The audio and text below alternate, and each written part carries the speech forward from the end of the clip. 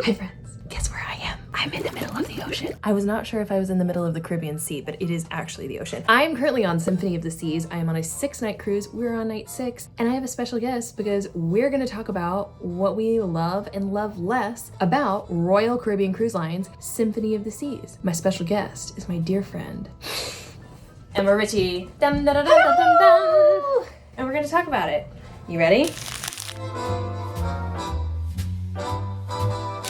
Hi friends, this is my 4th or 5th Royal Caribbean cruise. This is your first. And you've sailed on what other lines? A long time ago I sailed on Carnival, I think. It was so long ago, I don't actually remember. And Disney. What were your first impressions of the ship? It's very large. It's very large and gives cruise ship feelings. So like, I think some of the Mickey boats are a little more like sailing vessel feelings. Whereas this is like, it's a modern, boxy cruise ship. Things are very new, things are very fresh, things are very clean. Mickey boat, colloquially referred to Disney ship. Disney ship. Yeah. Okay. Yeah, so this just felt very big and new, like a mall. A mall with lots of things to do that sometimes don't work.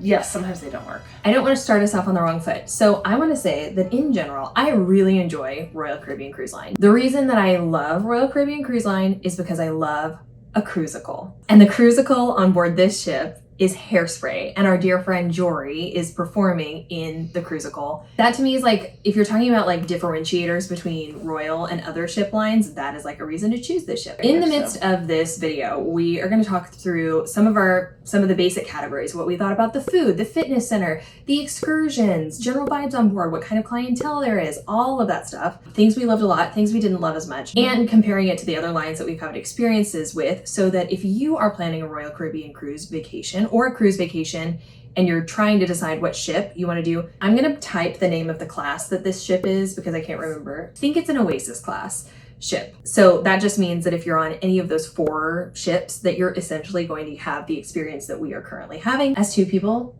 who've done a fair bit of cruising. Yes. So embarkation process for us was a little different. We're sailing with our friend, and so there was like a little hubbub and confusion, but we got on board. It was great. We embarked upon the Grand Mall, which is the Royal Promenade. So deck 5 is primarily the Royal Promenade. On these ships, they're called neighborhoods. So the ship has 3 neighborhoods, and like the main one in the center of the ship, so like midship, like the middle of the decks, is the Royal Promenade. And then Central Park. Yeah, and then Central On Park 8. on 8, and then the Boardwalk on 6. That's the one. So 5, 6, and 8. Yes. Are our 3 neighborhoods, which I really, really like that. And the thing is that the ship is so huge that neither of us have explored all the spaces, like not even close. On the Disney ship, in a week, you could see the one that we worked on the Wonder many moons ago, and you could easily have seen all of those spaces within the span of a week. But for us on the ship, there's no way. Like there's a card room, there's a game room, there's children's spaces, there's all sorts of stuff that I have not seen on this ship. Unless you took several hours out of a day to purposefully take a tour, probably a guided one to find all the places, you wouldn't be able to. And I think it's designed that way. Which I'm gonna say is one of my favorite things also about this, because I, in the last year, have also sailed on Viking and Azamara. And Viking in particular I was on a river cruise and there was nowhere to hide.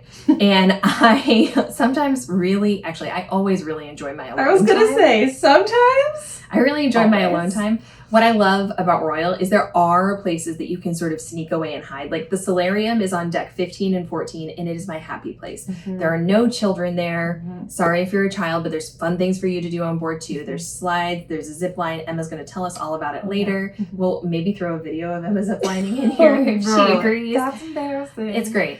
The ship is massive and there's lots of places. There's a place for everyone. So if you're like a family, if you're doing a family reunion or grandma and grandpa are buying for the entire family, there will be something for someone of every single age to do. It's not really a niche ship. It's sort of like a buffet ship. You know what I'm saying? Yes. I said buffet, so I'd love to talk about food. That's a great idea. Let's talk about the dining room experience. Ooh, I can speak to this as my first Royal Caribbean experience and not having a ton of cruise ship dining experience. The dining here isn't as regimented as some other ships. Like there isn't a plan for everybody that a few people deviate from. Instead of that, there are many options, just like the buffet of options. There are a cornucopia of options, and then you choose the dining that fits for you. And so I think by today, the last night of the cruise, I finally sort of understood that. So it can be very overwhelming if you're first coming on the ship and you maybe haven't like sat and read a lot or watched a video like this or experienced a cruise like this before, because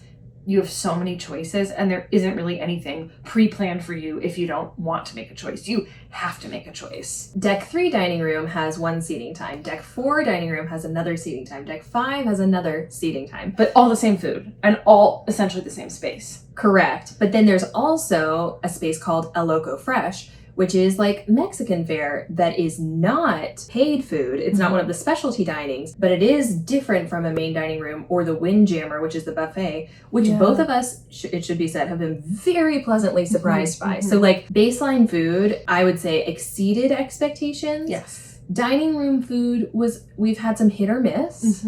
I think in general, for me, and I'm kind of a snob about food, exceeded cruise ship expectations. But if you're really interested in eating good food on your trip, like interesting, unique food, that's just like, I don't think a cruise ship experience, like this cruise ship experience isn't going to do that for you. As Amara will. Yeah. Apparently. But they were like, just, you have like sit down dinners and then you have like a local fresh or the burger place or the hot dog place, the pizza place, a couple places where you can get promenade, some sandwiches. Cafe, yeah. So like some like fast casual almost, like Chipotle level-ish. Not quite, or though. like, no, not quite. Maybe like somewhere between Taco Bell and Chipotle. Qdoba. Yeah, that's it. And where you can just sort of grab and go. Yeah. But it's like hot and fresh. We also tried specialty dining. Yes. So we went to a restaurant called Wonderland. I will insert some clips here where we had a gentleman playing the Mad Hatter and a very lovely server. And it is an experience. And the experience was really fun. The view is incredible. Like if you want a really gorgeous view at sunset or out of the front of the ship, that's a fantastic venue for you. If you're into really cool cocktails, I think, and like different kinds of things, it's an experience. It's very fun. I will say the food I found to be underwhelming for a specialty restaurant, but also for the amount of food we got, it wasn't a crazy price. Right. I am from New York. So like if I had had that many courses in New York, it would have been way more expensive. 3 times the price. Correct. And so it was totally worth it for that reason. I have had Chops Grill previously and that food was far superior, but Wonderland was much more of a just like, if you're with your gal pals, if you are with friends, if you're ready to have like a fun... Or teenagers kind of dipping their toe into being in a nice experience for the first time. Then I think Wonderland's a good experience. Is that about right? I think that's right. I think it sort of compares to like Disney World fine dining, but does not compare to actual like James Beard Award winning restaurants on land. And also, I'm just going to say, because I am a bit of a Disney adult, I think that the food that we had at California Grill was way better than Wonderland. You're probably right. Disney Fine Dining can actually be really good. So I would actually say that Disney Fine Dining is superior. Fitness center, super lovely, super large. Day one, everyone's very ambitious and thinks they're going to work out the whole cruise. And then the rest of the time, you can always find somewhere to go. So like, pro tip, there's a Starbucks on board. It will cost you $1 million. You can use your app, which is super nice. You can collect those stars. But like, I got a drink yesterday that was $9, I think, for a single coffee. Really special. Really special. Big spender over here. Any feelings about this? There is coffee and tea available on board, but in general, the beverage situation is fairly limited unless you get a beverage package, which is quite expensive. Like you have to get, I feel like 5 or 6 drinks a day to make it worth it. So that's sort of a personal calculation you have to make. I haven't done the math, so I can't fact check that, but I please fact check it. You can get by pretty well with just paying for a few drinks and drinking the water and juice available if you prefer that. And that your mileage may vary. Yeah, your mileage may vary. It's depending on the kind of fancy experiences that you personally want. Much like everything on the ship, it's very choose your own adventure on how you want to proceed. I'm going to insert my own little asterisk here, which is that I'm sober, and I do like to mention how my experiences, particularly on cruise ships, are as a sober person. It has mostly been lovely. They have a non-alcoholic beer. It's Heineken Zero, which is perfectly fine. I've had some very tasty virgin pina coladas, however, when I went to the solarium, which is my happy place, which is basically just like a sunning deck that also has a nice breakfast, lunch, restaurant, and then like upscale small plated buffet for dinner, which is really lovely if you want to avoid some of the crowds and kind of have like a calm dining experience for dinner. But anyway, they also have a bar at the outdoor part of the solarium, and I ordered a virgin pina colada and I watched him pour rum into it. And so my server bartender, and you know, the drink was handed to me and I was like, hey, I'm just like, and I was like, you know what, maybe that's like pineapple syrup or something, I don't know. So it's just like, hey, I just want to confirm this is virgin, right? No alcohol. And he was like, oh no, there's alcohol. Is that okay? And I was like, no, I don't drink. And he was like, okay, no, you don't drink? And I was like, no.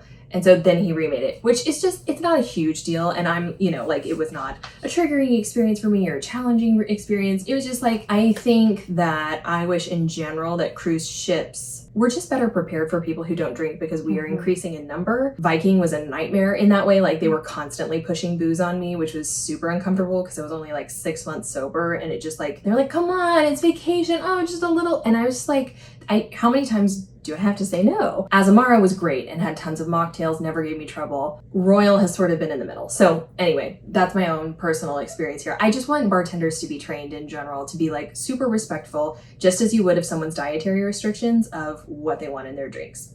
So just because people on ships come from so many different places in the world, and that different countries and different cultures and different family systems within those cultures, everybody has a different relationship to alcohol. So having something come from the company to talk about their company-wide policy seems like a really important move there, and something that has to be dictated and, you know, created from the top down, because each individual server seems to be so genuinely trying to create the best experience for their guests. But if that's not translating just with different cultural expectations, then it can create awkward moments. And they've done it really successfully with dietary restrictions, which are handled so differently around the world. There's a very open culture about that on board, so it would be helpful for them to do similar training with people who have different drinking preferences. I did in-room dining, and it was a delight. The chicken tendies are excellent, and I love some chicken tendies. I want to pivot to talking about sea days and how you will never have any shortage of things to do. The opposite.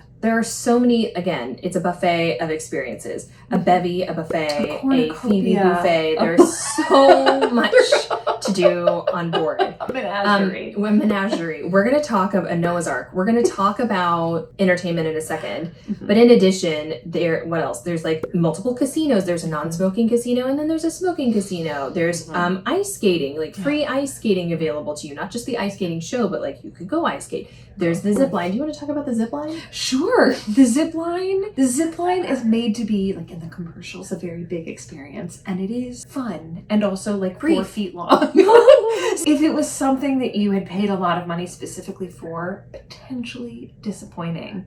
But a brief delight. And free.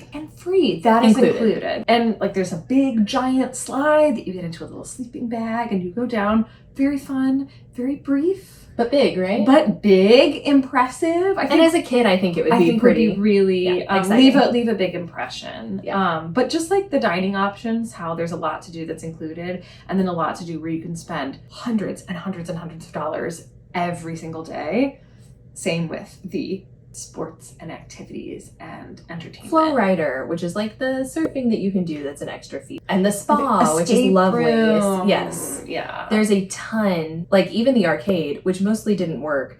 I'll insert a clip of skee ball, which was fun the one day it worked. But then I did get charged twice yesterday. But I'm not going to fight the $4. Life is short and that guest services line is long, which is worth addressing.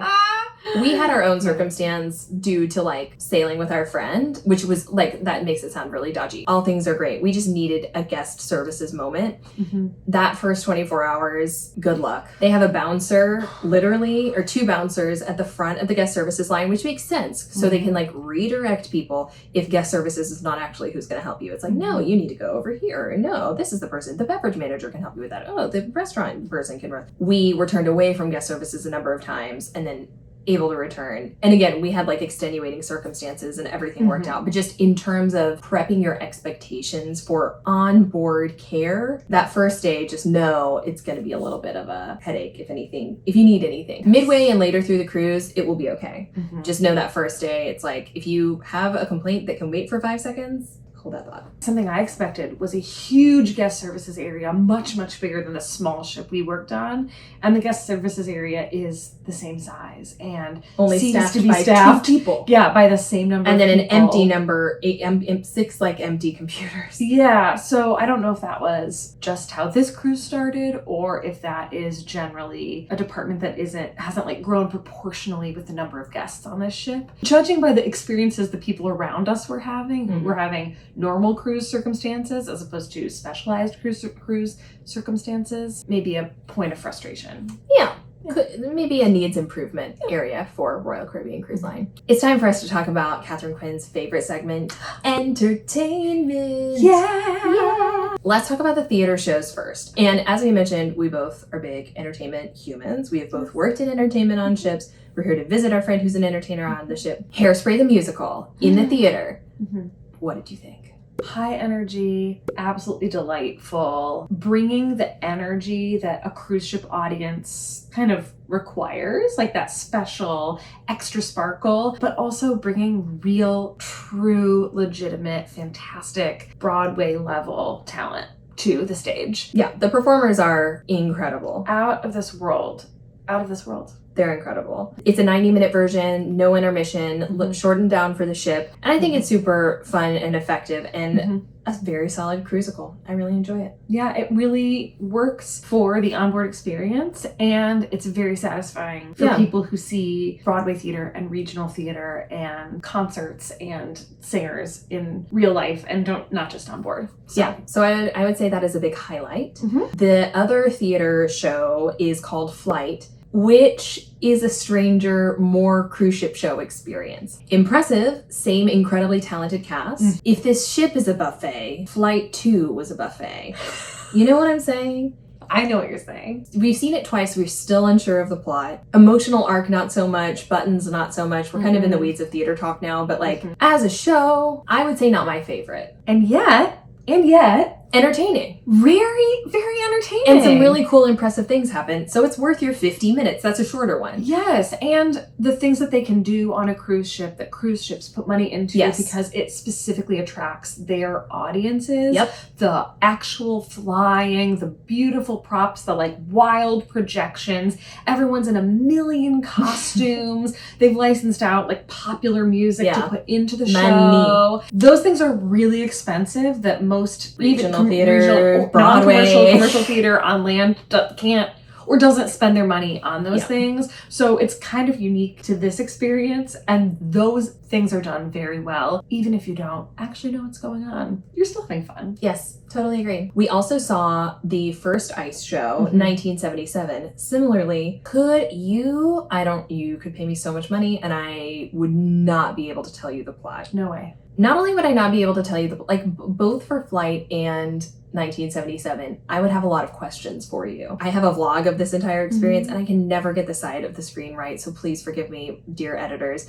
But like, I'm gonna link it here. I've already talked about this in the vlog, but there's like an avatar sequence in India where these white people are wearing blue costumes in India for a show called 1977 about... I think those are Indian gods, actually. Oh, okay. It started in England and then it seemed to visit a lot of colonized places around the world that England colonized, which is uncomfortable. India, Thailand. Yeah. We also went to space, I think. Ooh. In that show, right? There was also circus. Oh, yeah. So Hula hoops on skates. Low on plot, high on vibes, very high on vibes. Talent Through the roof. Incredible. And they're skating on a postage stamp size piece of ice and just doing incredible figure skating. Not like, oh, cool. Like, no, like, it looks effortless too. And incredible. Yes. Incredible skill. It's just amazing. And where else? Like, I love seeing live arts and live things like that. And where else? I've never seen anything like that. Like, where else? So that is very cool. That is very cool. And we're seeing the other ice skating show later this evening. Aqua Show. Aqua Show. Emma's going to get to see it later tonight. Catherine's going to be working and then in bed. We saw a partial Aqua Show because the ship was rocky. So our first 1 or 2 attempts to see the show got canceled because it's a very, very dangerous show. They have divers and slackliners and aerialists and people in the pool, and it has to maintain a certain water level. Aqua Show should be a priority because it's truly amazing. And that was like something that, like, when I was first visiting my friends on these ships, they'd be like, oh my gosh, let's go to the Aqua Show. And we're like, go.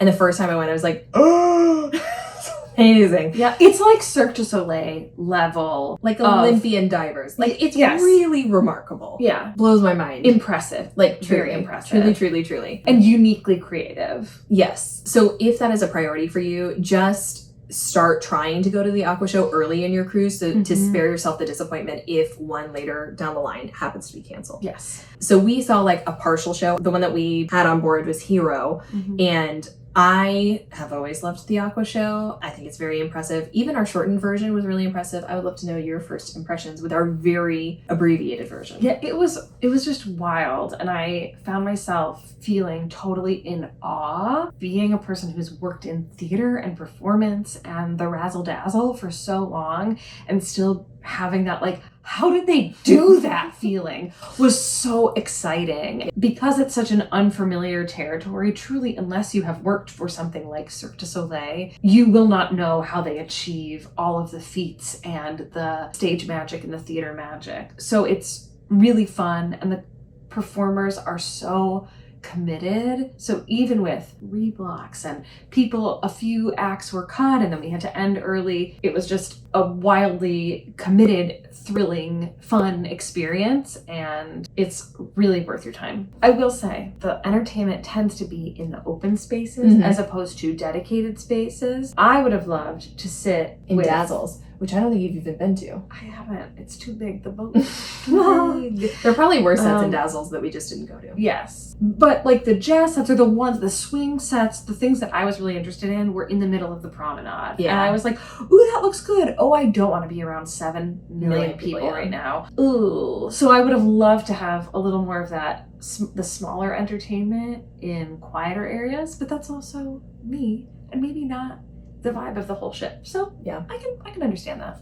I want to talk about shore excursions. The shore excursion staff is lovely and wonderful and organized and has it together. Yes. Emma and I went on one excursion, and that was today, and we went swimming with piggies. With pigs. I'll insert footage and clips here. It was the best. It was a delight. I thought it was absolutely worth the money. Yeah. We got some beach time. We got some piggies time. This is in Nassau. If you're looking at a cruise that involves Nassau, which we sailed on a ship that was part of our itinerary. And Nassau was like, honestly, like mostly stay on the ship day. To find an excursion that was like not only something we were interested in, but then vastly exceeded expectations was like awesome. So highly recommend. Do you have anything else to add about shore excursions? Like most things on a cruise ship, adding anything like a shore excursion will be very expensive. Yeah. If that's a priority to you, just make sure that's a part of your budget. Like, read the descriptions carefully to kind of see what the vibe will be. It can be hard to tell sometimes, but anything where you have like open bars and those things are going to be really high energy, loud music, or, you know, to find something more relaxing and pay attention to how much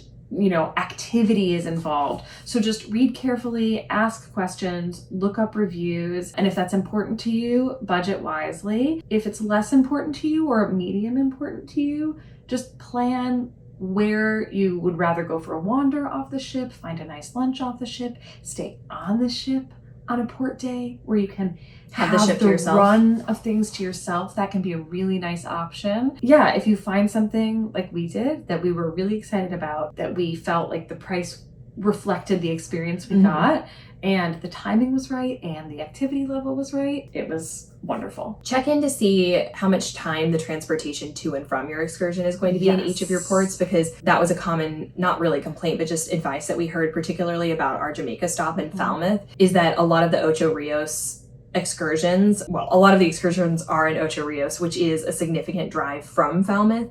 And so most of your day, or a big portion of your day, is spent just in a van getting there. And then you have your event and then you come back. So just like ask those questions if that is something that you would find maybe a little disappointing. Other quick pro tips are, I love Resort Pass. If you ever just want like a resort day off the ship, do a little Google of Resort Pass, get a local taxi, go to a local resort, do the day pass, live your dreams. Viator is always great to price check against ship excursions, though for what we did, Viator was more expensive than the price that the ship offered, so it made more sense for us to book on the ship. Yeah. We have to talk about Labadee. Labadee. Labadee. Life goes on. Okay, I have been to Coco Cay. It's perfectly fine. Labadee is gorgeous. Really beautiful. It is so beautiful. I have to tell you, I'm the worst, and I went in with just like not high expectations, because cruise islands are usually boring. Even if they're nice, even if the amenities are nice, they're usually boring. And just the same. Yeah. And like beautiful, but the same. And because Haiti is like mountainous and jungly tropical, like more Costa Rica vibes. Beautiful. I have chills thinking about it. I loved it. It was like being in Jurassic Park. Like the views, even just walking out into the solarium. So you're at the front of the ship, way up high, and you get views over where the ship is ported. And the trees, it was so verdant. It was just, I loved it. It was great. The beaches were beautiful. It's like the best parts of a beach day where you're enjoying the sunshine. There's beautiful ocean, barbecue, lovely drinks, but none of the hassle, because the beach chairs are there and there are pathways. So you're not hiking through sand dunes, and you can take a little tram. Like, you don't have to carry a lot of stuff. You grab a towel when you get off the ship, you bring the wet towel back on the ship, and you don't have to deal with sandy towels. It's a really good system, solid system, and it feels like a total treat to people who love beach days, or to people like me who enjoy a beach day, but all of the hoopla is too much. You don't get any of the bad stuff, all of the good stuff. Yeah. It's so pretty. Highly recommend. Yes. I was not excited for Haiti, and that was stupid of me. It was wonderful. Yeah. My favorite port, for sure. Yes. So we had Falmouth, Labadee, and Nassau, which was today. The point that I was trying to get at before I got so excited about Haiti, which you should be excited about Labadee, it's wonderful, is that despite those ports not necessarily being like places I was jonesing to go, I still had lovely days on each day, and sea days had so much to do that I couldn't even. We went to the Schooner Bar, and we heard people, like, which is a lovely place to go and hear entertainment, and there are some lovely bands and orchestras. Dixieland band, some like jazz quintets. The entertainment really is fantastic. Really good. We truly never ran out of things to do. No, ever. Other little nuggets, like nooks and crannies of places we loved on board. I want you to talk about Vintages. Vintages is one of the places where you can drink and dine, where you're going to spend extra money in Central Park, so which has actual flowers and horticulturalists who like manage the shrubbery. Yes, and fake cricket sounds, but it's very delightful. Real it's tastefully done. It's a wine bar, and it's very comparable to, I would say, like a big city wine bar experience. The crowd that it attracts is really top tier. We met this delightful older couple. They are consummate cruisers, Don and Diane, if you're out there. Hi, I love you. They were so generous and so delightful. We're delighted to see the performers, our friend Jory and her friend who's also in the shows. And that's a unique thing about Royal, that the performers and crew members who do showier things on board are invited and encouraged and allowed to experience things in guest areas, and which was not our experience on Disney. Not our experience, for different reasons, different vibes. Yep. The performers here are encouraged to come out, have a drink, schmooze with the guests if they so choose.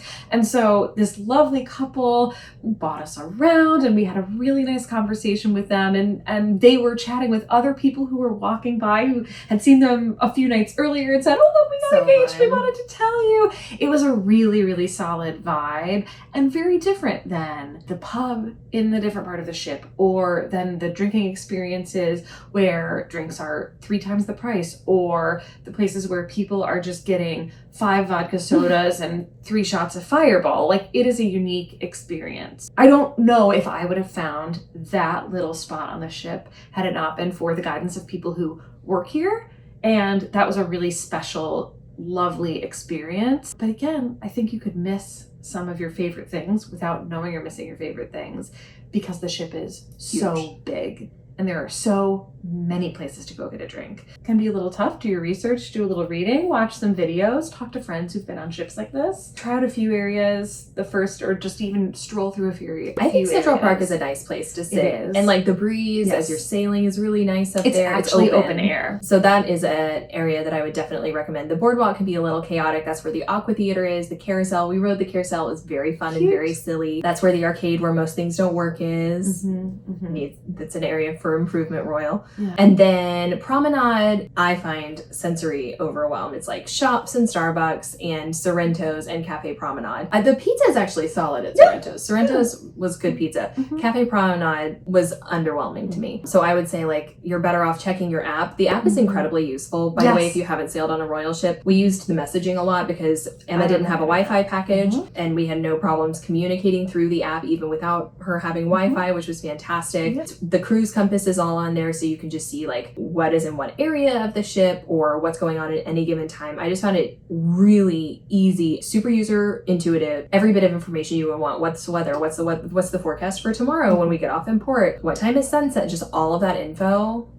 We didn't try any of the spa amenities. They look lovely. I hear they're expensive, but very solid on board. So if you've been on a Royal ship and you've had an experience, leave a comment so that friends who find this. If you were sailing with kids, do you think that they would have a good time on board? I think they would have a good time, but I think you'd have to work hard to make sure that you found the things that they would be attracted to. Like, that's interesting. There are other ships where I think they're a little more plug and play, coming from working on a Disney ship. Aren't as many options, but it's curated. Yes, like the things that are there are everything is really good, and it's a little bit easier to have those interactions because the number of kids on board is smaller, the youth activity staff is smaller. So by day 2 or 3, they know the kids know other kids, whereas this, it's truly like if you went to a mall with your kids. Like, I'm sure they'd have a good time, but you'd have to know what they like, what's open, when that's open, what times things are too busy or what times things are a little bit more open. Reapply your sunscreen up on that sports deck. Yes, so I think families would have a great time, but it's definitely geared toward more high activity families, playing, sunning. A lot of people spend most of their cruises in the sunshine, which is very attractive for some people, but not necessarily the right vibe for every family. Very attractive for me. It's January, so thrilled to be in the sun. A surprise delight having to do with entertainment and youth activities is that there was a puppet show in the little youth activities space that, again, I would have never looked at. Where is it? Forward, great, in the middle of I don't know. Was it a cute space? It was a cute, it's like in their youth activity space. It looked very nice and clean, which is like, thank goodness. There's a little puppet theater and they do this puppet show with blue lights that has an adorable story, and the youth activity staff do it. They do a great job with the actual puppeteering. It was so sweet and it was just adorable. I would have never found that unless our friend in the theater cast and her friends had said, we have to go, it's so good. It was such a little delight. So that was a fun surprise that I enjoyed, that I had no idea I would like that much, or that it existed. I love that. To that end, what a wonderful segue. We want to talk about the crew on board. I had an overwhelmingly positive experience with every crew interaction. Like, I have been to Starbucks now 3 times. They know my order and they know my name. Like, you know, it's like one of the, and there's how many thousands of people on this ship right now? Many. Everyone has been so exceptionally kind. I found that all the servers have been wonderful. And very helpful. And really accommodating. I think the only place we really experienced attitude was guest services, ironically enough. And there was a little bobble with the first time we went to the zip line. I showed up about 15 minutes before it said it closed. And they said, oh yeah, we're closing down. There wasn't a line or anything, but they wanted to be out and walking to their next thing by the time, like closing time, which is just after working on Disney, if we had an opening time in the Navigator, that meant that the line closed at that time. And then it was like we were on For another the hook until we went through that group of people. So that was like those intermediary times were things that were organized, which is a very Disney ethos generally. When you're on a ship this big, it takes 12 minutes to walk somewhere. And so I was like, oh, I mean, I can come back tomorrow, but 45 minutes before closing. dang, Yeah. I don't know how long it takes for you to clean up. That's very strange. They were not rude. It just was, again, like, oh, who planned it this way? I wish it was planned a bit better. But overall, overwhelmingly positive. And like, I would say I had a lovely time on this cruise. I definitely see the appeal of a Symphony of the Seas cruise for a large number of people. Like, and I could confidently recommend what certain sets of humans might enjoy doing. Yeah. I agree. If the idea of a cruise vacation really appeals to you, this feels like the quintessential cruise vacation. All of the spaces feel very much like we're on a cruise ship, which is, you know, that's really appealing to some people. And I think that this is a good place to get it while getting some of the classier experiences as well. World-class entertainment, for sure. And some of the classier experiences you really have to shell out for. Even some things like simple, like having a cabana on deck costs you $500. That's a thing. Whereas like the beach chair right next to it is free. Some of the classier experiences you do have to pay a lot of money for, but depending on your budget and the type of cruise you're looking for, everything is like a cruise done very, very well. All right, friends, thank you so much for watching our ship tour. Guest star Emma Ritchie, thank you so much for being here and sharing your thoughts. It's so nice to have like someone to bounce this off of and like a different perspective, because we enjoy different things about cruising, and I think most parties of humans going on ships are going to have people who want different things out of their cruise. Anyway, I post new content every single week. If you enjoyed this video, giving it a little thumbs up or clicking subscribe button is greatly appreciated as a new YouTuber. As always, I invite you to follow me on TikTok and Instagram at @Katharine Quinn, and I'll see you all next time. Do you want to slap it? Sure. All right, we're waving and then go slap it.